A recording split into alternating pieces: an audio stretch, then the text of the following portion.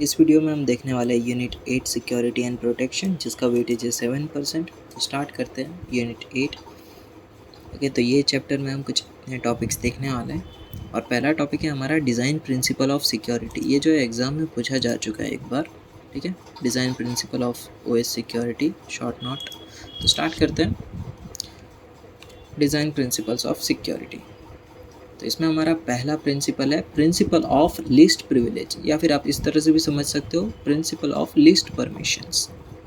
Okay, तो देखते हैं। This principle states that how the privileges are to be granted to a subject.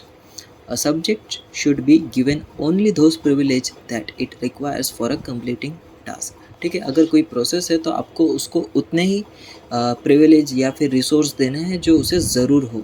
ठीक है, अगर एग्जांपल ले एक और हम, तो आप कोई गेम खेलते हो, ठीक है, गेम डाउनलोड करते हो प्ले स्टोर से, तो फिर वो अगर जब पहली बार आप चालू करोगे तो उसे आपको उतनी ही परमिशन देनी है जितनी उसे ज़रूरत हो। एक गेम को कितनी ज़रूरत होगी परमिशन की? एक तो स्टोरेज की, एक माइक्रोफोन की। ठीक है, ये दो बेसिक्स ही है। लोकेशन की कोई कोई गेम में लगती है लोकेशन की, पर लोकेशन अभी हम सिंपल सी गेम ले रहे हैं तो लोकेशन की उसे परमिशन नहीं देनी है। कैमरा की परमिशन भी उसे नहीं देनी है, और जो कॉन्टेक्ट्स की परमिशन है वो भी उसे नहीं देनी। यानी उसे जितनी ज़रूरत हो उतनी ही परमिशन की आपको उसे परमिशन देनी है। ठीक है, for example, if a subject require append right to an object. ठीक है, एक सब्जेक्ट है जिसे अपेंड राइट की ज़रूरत है, अपेंड यानी ऐड करना, then it must be given only the append right, not the right. ठीक है, तो उससे जो है अपेंड का ही राइट देना है, ना कि राइटिंग का राइट देना है। ठीक है, principle of fail safe defaults देखते हैं क्या है। This principle states that unless the subject is given explicit access to the object, it should be denied access to that object. मतलब क्या? This means that default access to object is none. यानी इसमें क्या होगा कि मान लो कि आपने कोई एप्लीकेशन जो है इंस्टॉल किया प्ले स्टोर से, तो उसके जो परमिशन होंगे वो बाय डिफ़ॉल्ट जो है कुछ भी नहीं होगे। ठीक है, उसको कोई भी आप अभी परमिशन दी नहीं जाएगी। ठीक है, उसकी जो भी परमिशन का आप जो भी बार देखोगे वो पूरा का पूरा डोंट अलाउ होगा। ठीक है, यानी उसे कोई भी परमिशन अभी दी नहीं गई होगी। परमिशन कब देंगे? जब वो आप एप्लीकेशन ओपन करोगे, फिर वो परमिशन का प्रॉम्प्ट देगा कि मुझे ये परमिशन की ज़रूरत है। ठीक है, तब आप उसे परमिशन दोगे। ये थर्ड पॉइंट है, वही कह रहा है कि all the access rights should be given explicitly granted. उसे परमिशन जो है आप दोगे ना, एक्सप्लिसिटली आप उसे परमिशन दे रहे हो। तो ये प्रिंसिपल का ये कहना है कि जो भी डिफ़ॉल्ट एक्सेस है ऑब्जेक्ट का वो अभी नन होना चाहिए। यानी एप्लीकेशन आपने इंस्टॉल की तो उसकी जो भी सारी परमिशन है वो डिनाइड होगी। ठीक है, थर्ड प्रिंसिपल है इकोनॉमी ऑफ मैकेनिज्म्स। देखते क्या है। This principle states that security mechanism should be simple as simple possible. ठीक है, ये जो हमारा सिक्योरिटी मैकेनिज्म है वो जितना सिंपल हो सके उतना सिंपल आपको रखना है। If design is simple there are fewer chances for error. अगर आपका जितना सिक्योरिटी मैकेनिज्म है वो जितना सिंपल है तो एरर के चांस जो है उतना कम हो जाएगा। अगर आप एकदम कॉम्प्लेक्स सिस्टम बनाओगे सिक्योरिटी का तो उसके अंदर एरर जो है वो ज़्यादा परसेंट है कि आ सकती है एरर। ओके, यानी आपको जो है जो भी आपका मोबाइल का मोबाइल है ना, उसके ऊपर आप जो लॉक रखते हो ना, उसको आप सिंपल, जितना सिंपल हो सके उतना सिंपल रखो। यानी जो भी आपका जो 4 डिजिट का एकदम यानी नॉर्मल सा रखो। ऐसा नहीं कि एकदम भी कॉमन, एकदम ऐसा भी नहीं रखना कि एकदम कॉम्प्लिकेटेड हो जाए। ऐसा नहीं कि 10 डिजिट का आप पासवर्ड रखो, या फिर पैटर्न वाला रखते हो तो फिर एकदम अलग से ड्राइंग करने बैठ जाओ वो पैटर्न के लिए। ठीक है, ऐसे कोई कॉम्प्लेक्स पैटर्न नहीं रखने हैं। अगर आप उसमें से कोई एक पैटर्न में से आप कोई नोड अगर भूल गए, या फिर वो आपने एकदम 10 डिजिट का पासवर्ड रखा है तो उसमें से आप कोई एक डिजिट भूल गए, तो फिर वो जो है एरर हो जाएगी। ठीक है, तो आपको जितना सिंपल हो सके उतना सिंपल चीज़ें रखनी है, और इसके अंदर जो भी जितना सिंपल होगा तो फिर चेकिंग और टेस्टिंग की प्रोसीजर जो है वो भी सिंपल हो जाएगी। ठीक है, प्रिंसिपल ऑफ कंप्लीट मीडिएशन देखते हैं। This principle states that all the access to the object be checked in order to ensure that they are allowed.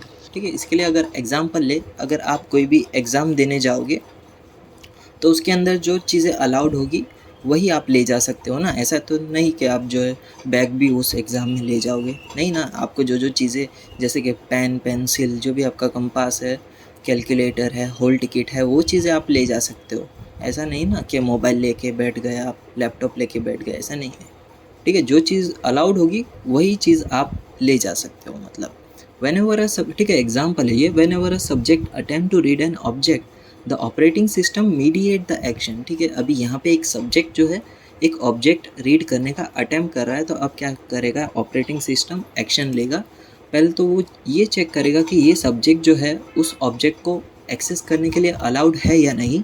अगर अलाउड है तो फिर वो नेक्स्ट स्टेप में जाएगा, और अगर नहीं अलाउड है तो फिर ऑपरेटिंग सिस्टम उसे वहीं के वहीं टर्मिनेट कर देगा या फिर रोक देगा। If so it provides the resources for reading object. ठीक है, अगर वो अलाउड है तो फिर ऑब्जेक्ट को रीड करने देगा। इफ़ द सब्जेक्ट री अटेम्प्ट द रीड ऑपरेशन, ठीक है, अब वो वापस से री अटेम्प्ट कर रहा है कुछ देर बाद read operation, then it check if the subject is still allowed. ठीक है, अब जो ऑपरेटिंग सिस्टम है वो वापस चेक करेगा कि ये अभी भी अलाउड है या नहीं, और अगर कुछ इसने गलती की होगी तो फिर उसे अलाउड नहीं किया जाएगा। ठीक है, तो पहले वो वापस चेक करेगा क्या ये अभी भी अलाउड है, अभी भी अलाउड है तो फिर वो वापस रीड करने देगा, और अगर नहीं अलाउड है तो फिर वहीं के वहीं उसे ब्लॉक कर देगा। नेक्स्ट है हमारा प्रिंसिपल ऑफ ओपन डिज़ाइन। देखते हैं क्या है। The principle suggest that complexity doesn't add the security. ठीक है, इसमें कहना क्या चाहता है कि जो भी आप एकदम कॉम्प्लेक्स ऐसे पासवर्ड बनाते हो वो ज़रूरी थोड़ी कि वो सिक्योरिटी ऐड करे, कभी कभार वो आपके लिए भी नुकसान बन जाएगा। जैसे कि आप कोई एक डिजिट भूल गए तो फिर मोबाइल के लॉक लग जाएंगे। ठीक है, लॉक ही लग जाएंगे। The principle states that the security mechanism should not depend on the secrecy of its design or implementation। ठीक है, आपको पूरा उसके ऊपर डिपेंड नहीं हो जाना है। यानी कि मान लो कि आपने आपके जो मोबाइल के लॉक है उसके अंदर आपने फिंगरप्रिंट वाला लॉक लगाया, थंब प्रिंट लगाया। ठीक है, थंब प्रिंट लगाया, सिर्फ उसके अलावा और कोई लॉक नहीं है। ठीक है, आपने थंब प्रिंट लगा के रख दिया। ठीक है, कुछ दिन में आपके जो थंब है ना कुछ लग गया या फिर कट पड़ गया। ठीक है, तो फिर जब कट पड़ने के बाद जब आप वो थंब जो है उसके ऊपर लॉक अनलॉक करने के लिए लगाओगे तो फिर वो मना कर देगा। तो फिर ऐसे सिचुएशन में जो है आपका मोबाइल जो है फिर लॉक हो जाएगा, नहीं तो फिर आपको उतनी देर के लिए वेट करना होगा कि जब तक के लिए वो आपके जो भी थंब का पार्ट जो कट हुआ है वो रीजनरेट ना हो जाए। ठीक है, तो ऐसे सिचुएशन में जो है ये हमें नुकसान कर सकता है। तो आपको जो है दूसरे भी ऑप्शन जो है उन्हें यूज़ करना चाहिए, जैसे कि फेस लॉक या 4 डिजिट वाला जो भी आता है पासवर्ड या फिर पैटर्न, वो उन सभी का भी आपको यूज़ करना है। ऐसा नहीं कि खाली वो थंब प्रिंट के ऊपर आप पूरी मोबाइल को रखो। ठीक है, नेक्स्ट पॉइंट है हमारा सेपरेशन ऑफ प्रिविलेजेस। देखते हैं। This principle states that access of object should not depend only fulfilling a single condition. ठीक है, अगर यहाँ पे आप किसी चीज़ का एक्सेस दे रहे हो किसी सब्जेक्ट को, तो उसके ऊपर आप सिंगल कंडीशन मत रखो, सिंगल कंडीशन के भरोसे मत रहो, उसके ऊपर मल्टीपल कंडीशन लगाओ।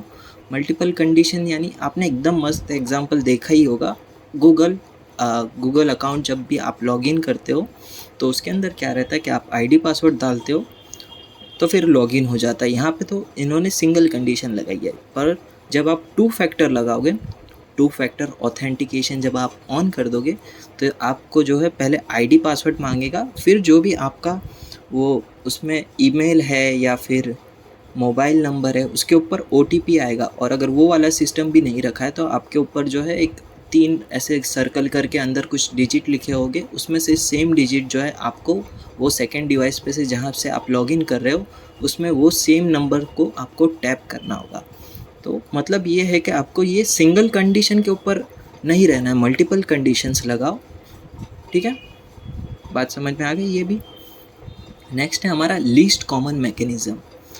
This principle states that amount of mechanism common to and depending on multiple user should be kept to the minimal possible. ठीक है, ये थोड़ा कॉम्प्लिकेटेड है, अगर मैं इसको सिंपल सा कहूँ तो डोंट शेयर इट। ठीक है, आपको कोई भी चीज़ है या फिर आपका आईडी पासवर्ड जो है किसी को शेयर मत करो, और अगर शेयर करते हो तो उसको जितना मिनिमम मल्टीपल यूज़र को रख सको उतना मिनिमम ही रखो, एक आपके पास और एक आपके दूसरे डिवाइस के अंदर, बस उससे ज़्यादा नहीं करना है। ये सब आपने एप्लीकेशंस भी देखी होगी ना, जिसके अंदर सब्सक्रिप्शन बाय करना पड़ता है, नेटफ्लिक्स, अमेज़ॉन प्राइम, उसके अंदर मल्टीपल यूज़र को आप जो है आप सब्सक्रिप्शन लेते हो तो मल्टीपल यूज़र को भी आप उस अकाउंट का एक्सेस दे सकते हो, ठीक है। तो मान लो कि आपने आपके दोस्त को दे दिया एक्सेस, और फिर आपके दोस्त ने उसके दोस्त को एक्सेस दे दिया, फिर उसके दोस्त ने उसके दोस्त को, ऐसे चेन चलती गई, तो आपका जो पूरा अकाउंट है वो पूरी हर जगह पे शेयर हो जाएगा। और मल्टीपल जगह पे आपका अकाउंट शेयर होने की वजह से आपका अकाउंट बैन भी हो सकता है, लॉक भी हो सकता है। तो कहने का मतलब ये है कि शेयर मत करो, ठीक है। ये प्रिंसिपल का ये कहना है। प्रिंसिपल ऑफ यूज़र एक्सेप्टेबिलिटी, ठीक है, यूज़र एक्सेप्ट कर सके ऐसा मैकेनिज्म बनाना है। The principle states that mechanism used for protection should be acceptable to the user, ठीक है। आप जो भी मैकेनिज्म बना रहे हो वो यूज़र को एक्सेप्टेबल हो ऐसा बनाना है, एकदम कॉम्प्लिकेटेड नहीं बना देना कि यूज़र जो है मना कर दे कि भाई मैं नहीं करने वाला।